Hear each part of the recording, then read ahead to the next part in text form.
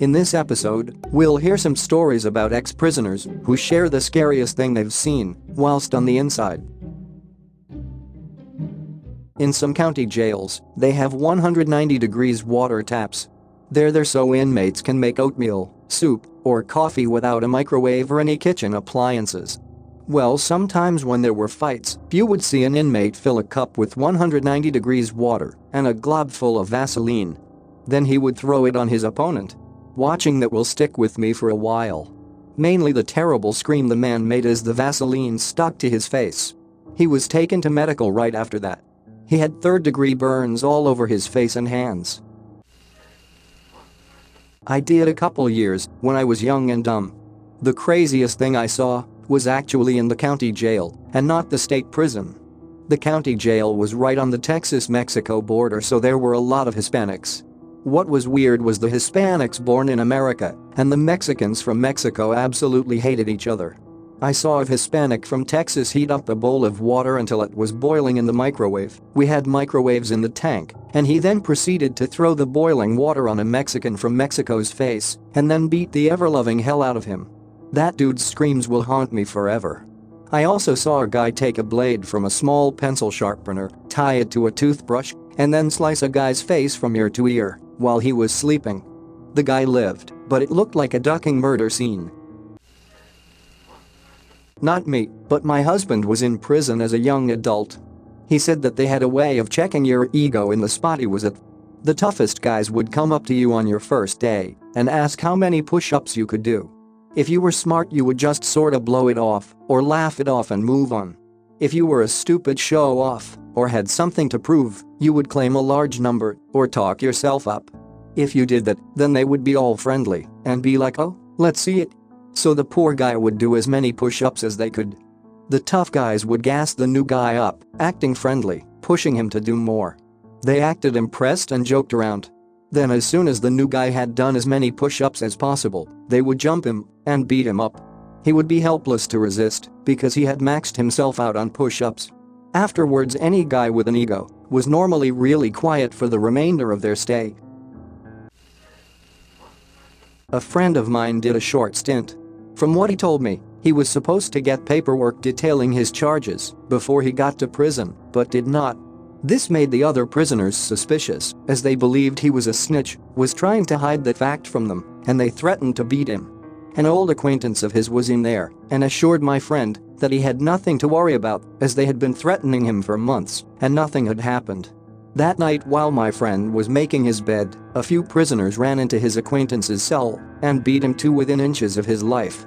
They were bouncing the guy's head off of the concrete to the point that my friend could hear it. My buddy says that's the moment that scared him straight. I was in jail once waiting to see a judge. They'd moved me to 3 different jails in 3 days for some reason.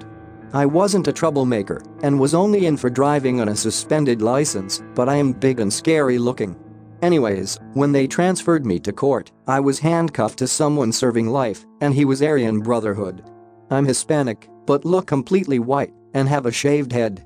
He told me blacks were green-lit and that I had to swing on sight. If I saw a black man within reach, I was required to fight him, or they would beat or kill me later. It was a scary, and luckily the correction officers were aware and kept everyone separate until the green light ended. I spent a couple weeks in county jail. On the first day, when we were all being processed into the facility, strip, bend over, spread your cheeks, and cough, we were told very succinctly to never ever even joke about suicide while in the facility. Kind of like how you just don't say bomb on an airplane anymore. By day 3, I had a good understanding of the other guys I was locked up with. I was physically the biggest of the white guys in our pod, so all the white kids huddled around my table at meals to keep away from the Hispanic folks and the black folks. Yes, there are 3 teams in correctional facilities, whether you like it or not. There was one kid in the group that seemed underdeveloped mentally. He probably had a learning disability among other things, but he essentially acted like a 12-year-old. I knew early on he was going to get himself in trouble because he never stopped talking or moving, and he was rubbing everyone the wrong way. I tried to tell him to chill out and be invisible, but he was not understanding what I was telling him. I had been there a week when the 12-year-old finally lost his cool completely. He was in the shower, singing and joking around, putting on a performance that went too far, and he pooped on the floor as a joke. After the other guys in the shower grabbed their towels and ran, he proceeded to kick the poop all over the walls and into the other shower stalls. I didn't shower for the rest of my stay, truth be told.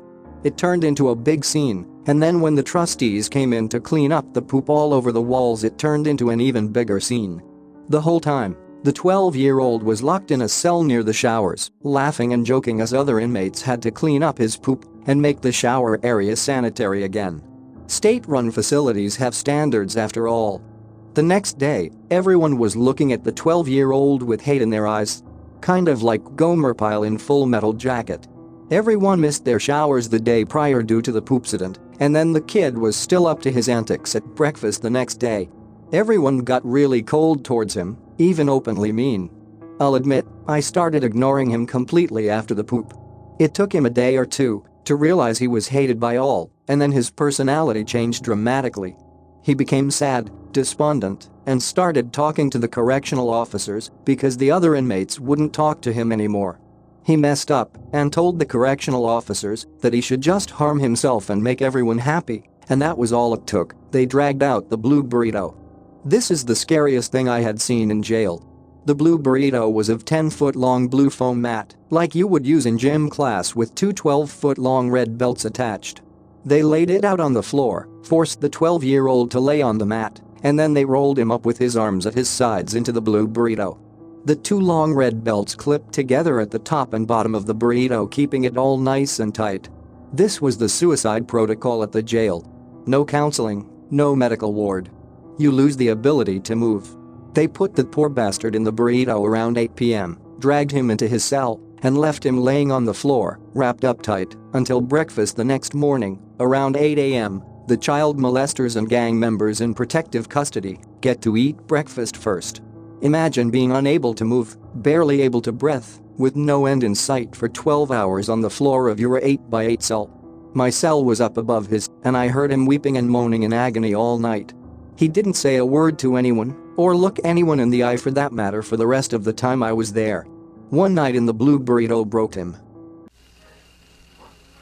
Not in prison, but in the jail tank for a few days for a speeding violation with some booze. I got out the next day. Gangs of felons would hang around in there and wait for guys to get sleepy and do nasty things to them when they would doze off. The walls were solid concrete, no camera, only a small window in the door with about 40 men inside. They would only check on us every 3 to 4 hours, or if someone started hollering, use your imagination. This was Harris County lockup in Houston over a decade ago. My uncle spent time in and out of prison for most of my life. Not a bad guy, just makes terrible decisions. He told me once that his entire pod went into lockdown and a guy in his cell started to have epileptic seizures due to the stress. I guess this guy had a history of crying wolf, and guards were in no rush to assist him. He ended up choking on his vomit and dying in the cell, with my uncle watching. Guy laid on the floor for an entire night before anyone came in to check. Obligatory, not a prisoner, but an ex-correctional officer. I once had to work overtime in a segregation unit. The first thing that happens upon entering this unit is we get a call that an inmate who was out on a medical trip was coming back in and was to be placed into a suicide watch cell. This inmate had been taken to an outside hospital for cutting his arm from his wrist to his bicep. We placed him in the suicide watch cell and went to find a bed mat for him, which was hard cause he couldn't have one with a hole in it while being on suicide watch. He told me that if I didn't get him a bed mat in 5 minutes, he was going to start ripping stitches. I told him to wait, went to find a mat, and it had apparently been 6 minutes, cause by the time I got back, he had torn off his bandages and ripped out every single stitch in his arm. The blood was all over the place, we could easily see the muscle and fat in his arm. He agreed to cuff up and went on his merry way back to the outside hospital. I later found out he had only initially done it cause he wanted to get out of prison for a while. That fact alone messed me up. Thanks for listening to Radio TTS. Hit the subscribe button to not end up in jail. And watch the movie Shawshank Redemption. This is by far the best prison movie out there, and I do highly recommend it. Have a great day and stay out of trouble, my little ice cream sandwiches.